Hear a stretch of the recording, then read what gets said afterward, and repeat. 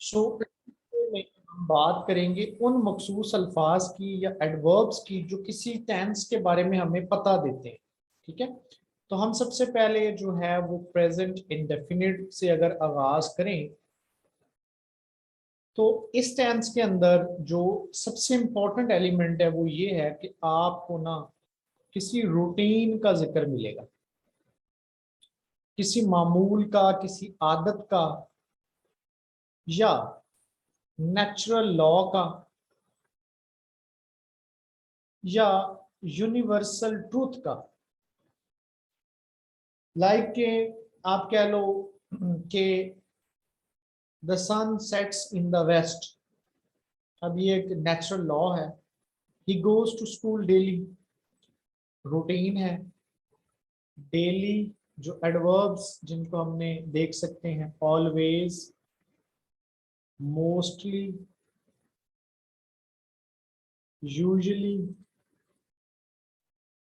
और ऑलवेज हो गया। इस तरह के ऐसे अल्फाज जो रूटीन को शो करते हैं वो मोस्टली इसके अंदर यूज होते हैं, और वो हमें पता देते हैं कि ये हमारा प्रेजेंट इंडेफिनिट का टेंस है। ठीक हो गई बात। इसके अलावा इसके बाद हम चलते हैं जी पास्ट इंडेफिनिट। पास्ट इंडेफिनिट के अंदर सिर्फ तीन ऐसी एडवर्ब्स हैं जो आपको बता सकती हैं। Number one, last. Number two, yesterday. और नंबर थ्री, अगो। ये आपको बता सकती हैं कि ये जो सेंटेंस है ना जी, ये पास्ट इंडेफिनिट। फ्यूचर का अगर बात करें तो फ्यूचर के अंदर सिर्फ दो, नेक्स्ट, टुमारो। ये आपको बता देती हैं कि ये फ्यूचर इंडेफिनिट है। मिसाल के तौर पे अब मैं यहाँ पे आपको एग्जांपल वही देता हूँ दोबारा। He dash to school daily, he dashed to school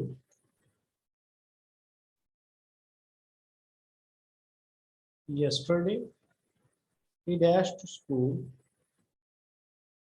next Monday। तीनों के अंदर ऑप्शन है जी, गो, गोज, वेंट, विल। अब हमने ये ऑप्शन चूज करना है। हम तुक्का तो नहीं लगाते, सिस्टमेटिकली बात करते हैं। अगर मैं इसको देखूंगा तो मैं कहूंगा यार ये यहाँ पे ना डेली लगा हुआ है, और डेली हमें बताता है कि ये प्रेजेंट इंडेफिनिट का टेंस है। तो मैं प्रेजेंट इंडेफिनिट के अंदर दो वर्ब, एक वर्ब यूज करता हूँ, वो है फर्स्ट फॉर्म ऑफ वर्ब। लेकिन यहाँ पर गोज भी लिखा हुआ है तो मैं इस पे गौर करूंगा। ये ही है तो ही के साथ जी एस या इसका इजाफा आता है। अब एस लगेगा या ई एस लगेगा, ये ओ है, ओ के साथ ई एस लगेगा, तो हम यहाँ पे लिख देंगे गोज। फिर मैं कहता हूँ यार ये तो यस्टरडे लिखा हुआ है। यस्टरडे किसका है? पास्ट इंडेफिनिट का। और पास्ट इंडेफिनिट के सादा सेंटेंसेस के अंदर, सिंपल सेंटेंसेस के अंदर हम लगाते हैं सेकंड फॉर्म ऑफ वर्ब, तो यहाँ पे वेंट लिख दूंगा। ये नेक्स्ट का लफ्ज इस्तेमाल हुआ है तो ये फ्यूचर इंडेफिनिट का है। फ्यूचर इंडेफिनिट के लिए हम विल और फर्स्ट फॉर्म लगाते हैं, तो मैं यहाँ पे विल गो लिख दूंगा। ठीक है, तो ये हो गया हमारा इंडेफिनिट क्लियर। अब हम चलते हैं जी हमारे कॉन्टिन्यूस के ऊपर। अब कॉन्टिन्यूस के ना जो एग्जैक्टली जो कुछ एडवर्ब्स हैं वो तो कुछ यूं है, स्टिल, नाउ, वाइल, और आपका एट प्रेजेंट, और ये एट द मोमेंट। अब ये तमाम कॉन्टिन्यूस के हैं, ये तीनों के, पास्ट, प्रेजेंट और परफेक्ट और फ्यूचर। अब इसमें हम पहचान यूं करेंगे कि वो जो सेंटेंस है ना वो खुद अपने ताई बताएगा कि वो प्रेजेंट क्या या पास्ट क्या। मिसाल के तौर पे मैं यहाँ पे आपको लिखता हूं, एक सेंटेंस लिखता हूं, while I was playing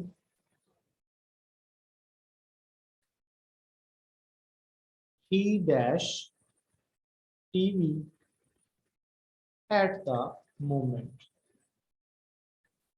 यहां पे आ गया जी is watching,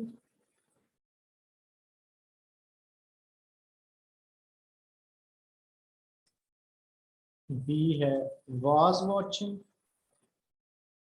और C है will be watching। अब जरा गौर करें इस फिक्रे की, इसकी नौयत पर। नौयत में क्या है, इस while I was playing, जब मैं खेल रहा था, he dash TV at the moment, वो टीवी देख रहा था at that moment, उस वक्त में। अब ये जो है ना, इसका मतलब है ये जो काम, जब वो बंदा कहता है कि जब मैं खेल रहा था तो वो उस वक्त टीवी देख रहा था, तो अब ये प्रेजेंट में तो हो नहीं सकता, फ्यूचर में तो हो नहीं सकता, क्योंकि वो जब वो खेल रहा था, जिस वक्त वो टीवी देख रहा था, वो पास्ट में है। तो यहाँ पे what will be the correct answer, correct answer will be was watching. ठीक है। अब अगर आ जाए सिर्फ, अगर सिर्फ आ जाता है जी ये, सिर्फ यही आ गया कि इसको मैं सारे को रेज करके अब यहाँ पे आ गया जी, सिर्फ इतना सा आ गया,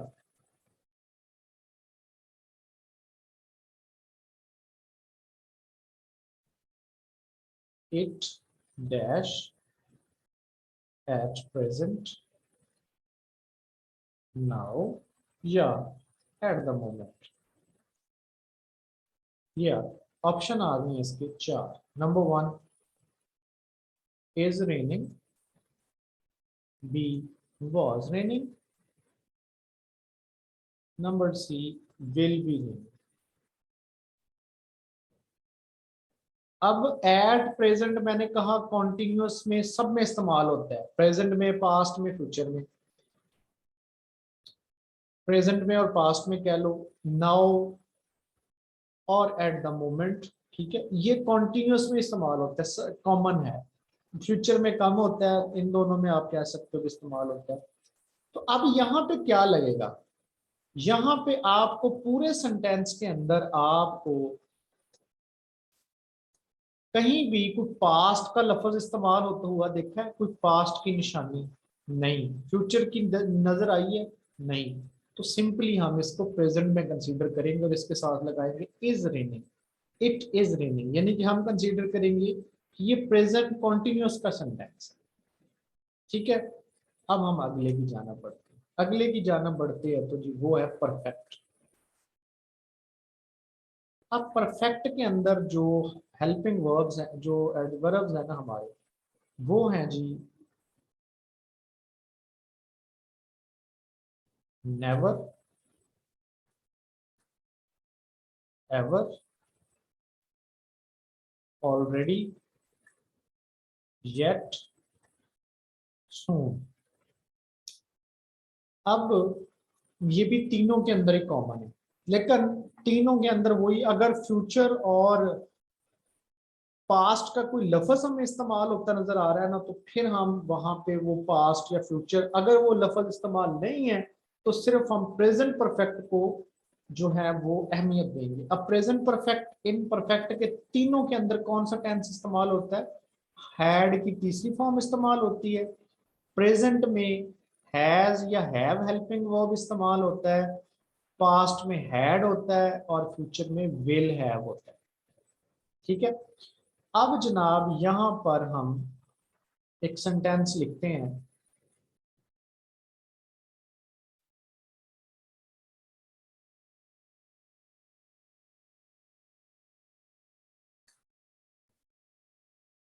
has visited, B had visited, will have visited.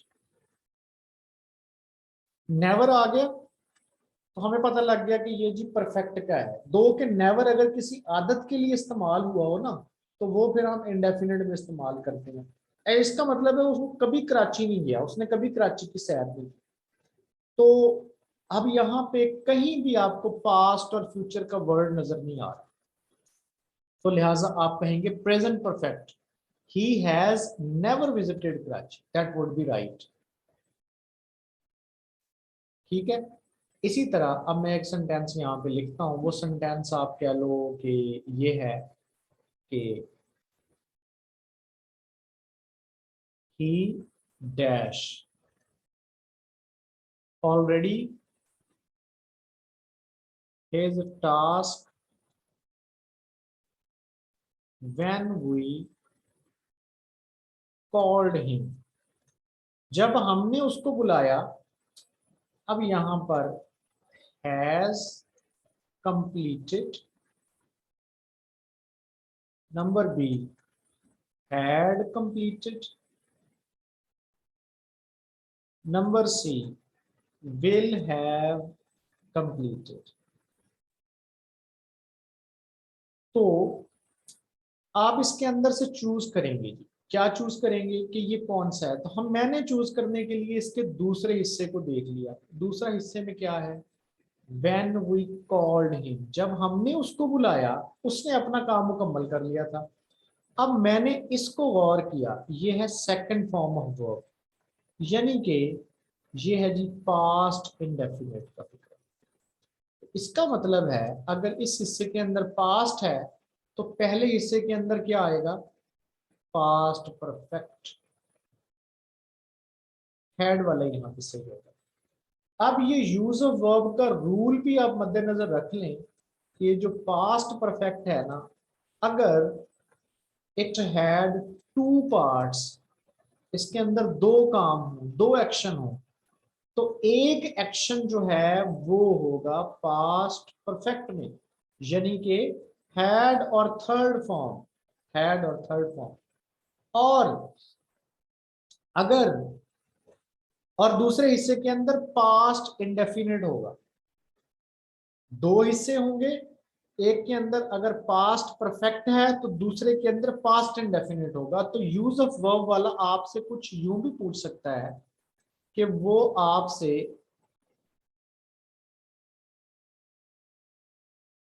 यूं पूछ ले कि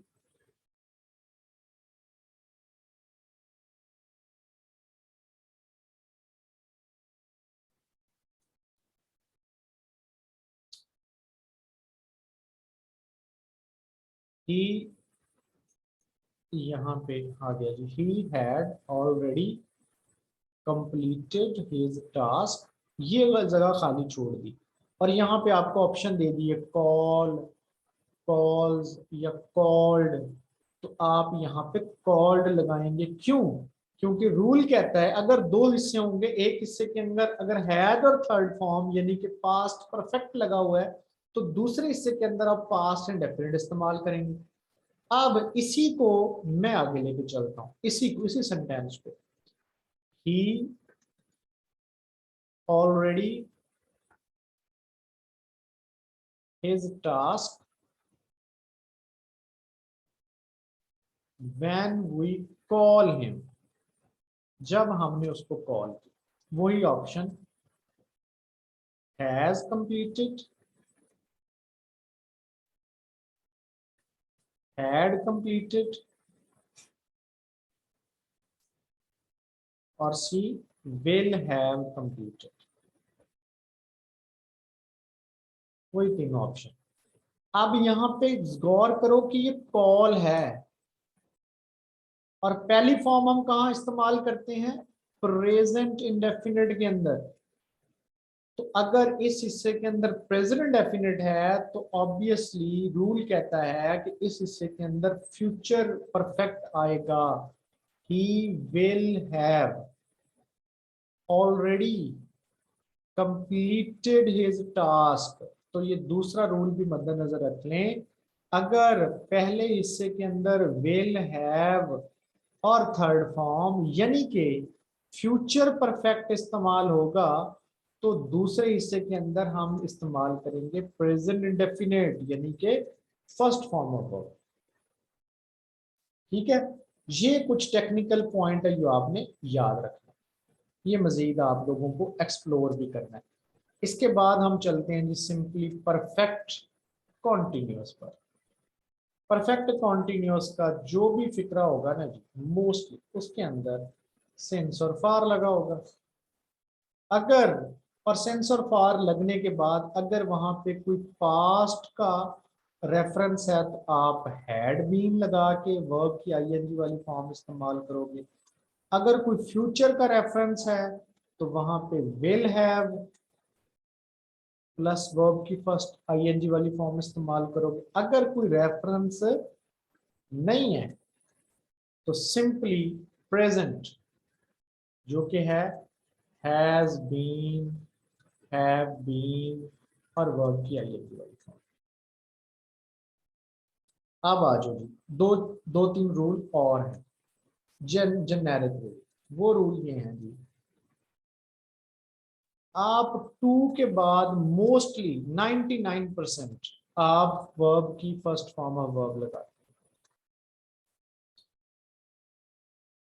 He wanted me to go there, to के बाद अब फर्स्ट फॉर्म ऑफ वर्ब लगाते हैं। Rule number 2, may, might, shall, should, could, ought to, had to, इन सब के साथ आप लगाते हैं जी फर्स्ट फॉर्म ऑफ वर्ब। लेकिन अगर इनके साथ बी लगा हो, यानी कि may be, might be, should be, तो फिर आप लगाते हैं वर्ब की third form. I should do it,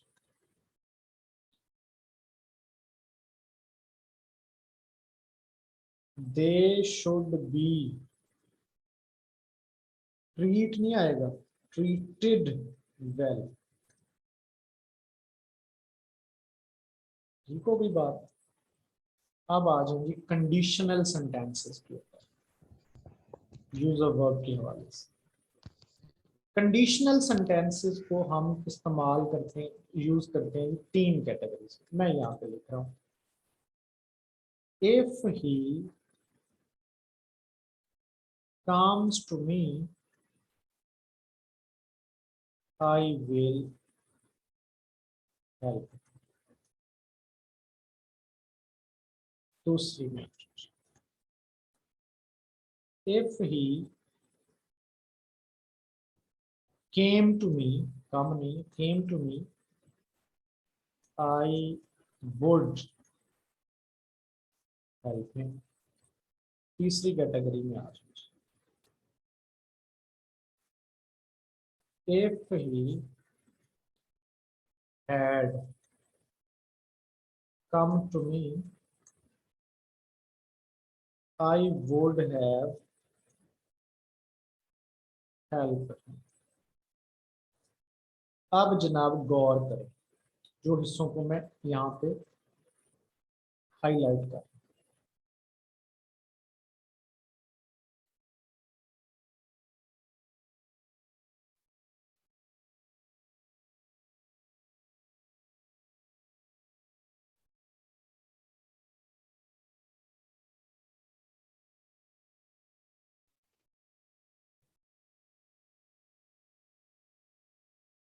अब ये देखें कि ये है he comes, यानी कि प्रेजेंट इंडेफिनिट।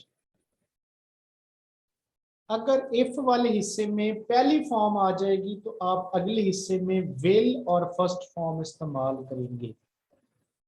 अगर यहाँ पे सेकंड फॉर्म आ जाएगी तो आप दूसरे हिस्से के अंदर वुड और फर्स्ट फॉर्म इस्तेमाल करेंगे।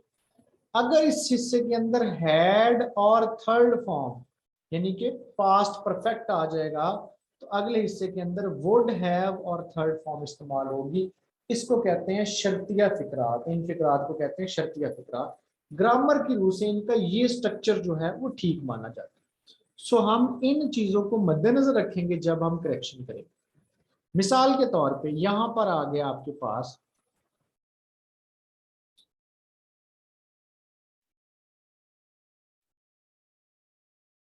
एक सवाल आ गया जी आपके पास, if you call me I back,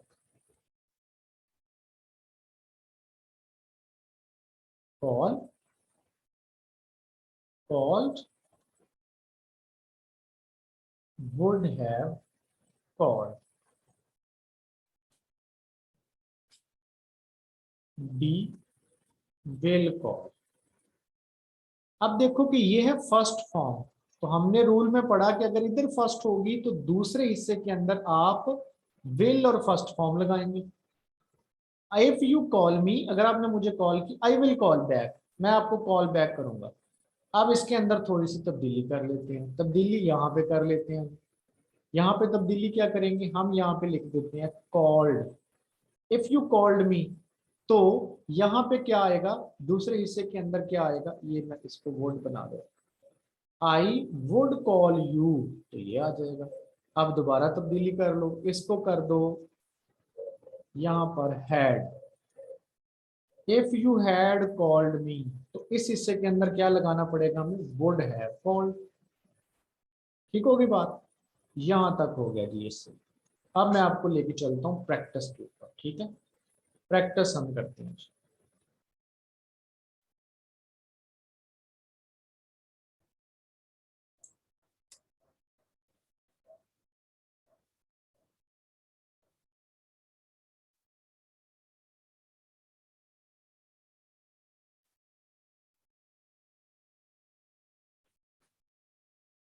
नजर आ रही स्क्रीन आपको,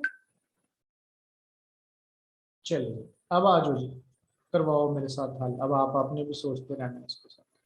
the sun in the east dash, सूरज मशरक से निकल रहा है, कानून कुदरत है। कौन से टेंस को माइंड में आ रहा है आपके, कौन सा टेंस में, फर्स्ट प्रेजेंट इंडेफिनिट। तो प्रेजेंट इंडेफिनिट के अंदर ये है सिंगुलर, सिंगुलर सब्जेक्ट के साथ आप एस का इजाफा करते हैं तो आपके नजदीक राइज आएगा, रोज आएगा, या राइजेस आएगा, राइजिस राइजेस। क्यों, क्योंकि इसके साथ हम ये एस का इजाफा करेंगे। ही डैश हेयर डेली, वो यहाँ रोजाना आता है।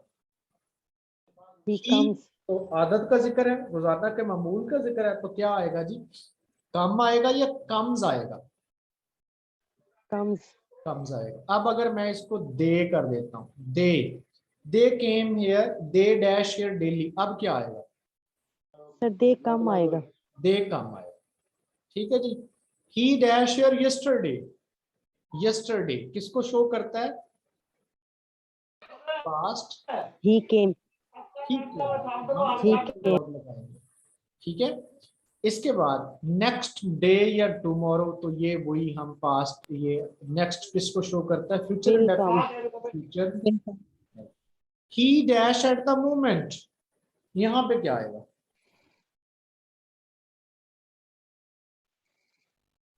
यहाँ पे क्या आएगा, प्लेइंग जी प्लेइंग। क्यों, at the moment present continuous या sir प्रोग्रेसिव was playing है, तो इसके लिए हम इस प्लेइंग, अगर यहाँ पे कोई पास्ट का जिक्र है लफ्ज का तो वो हम देख लेंगे।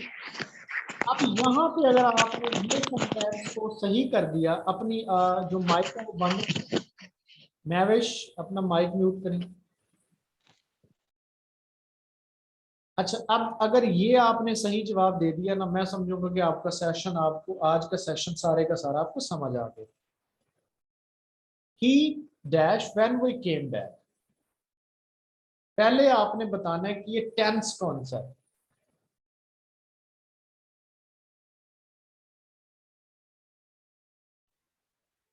sir second जो है ना ये past का indefinite tense है second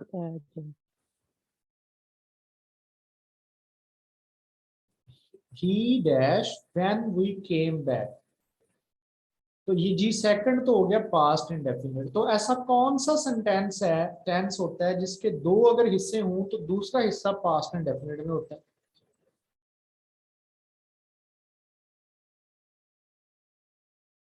सर पास्ट परफेक्ट में चेंज करेंगे? Past perfect. had slept, he had slept when we came back, exactly. While he was reading a book I dashed cricket। इसको भी गौर करो, इसके हैं दो हिस्से हैं, तो while के साथ जोड़े गए हैं। while जिस दौरान he was reading a book, वो किताब पढ़ रहा था, I dashed cricket, am playing, had playing, has been playing या was playing?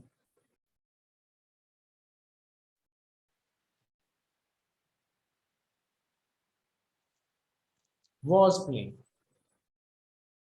ये वो yesterday वाला आ गया। Was playing। अच्छा, यहां पर उस वक्त मैं बताना भूल गया, अगर एक फ्रेज आए ना by the, by the, by the next Monday, by the next year, by the March, by the 2021, जब भी ये फ्रेज आ जाए तो आप इस्तेमाल करते हैं फ्यूचर परफेक्ट टेंस, यानी कि विल, हैव और वर्ब की third form. He dashed this task by the next year, he will have completed।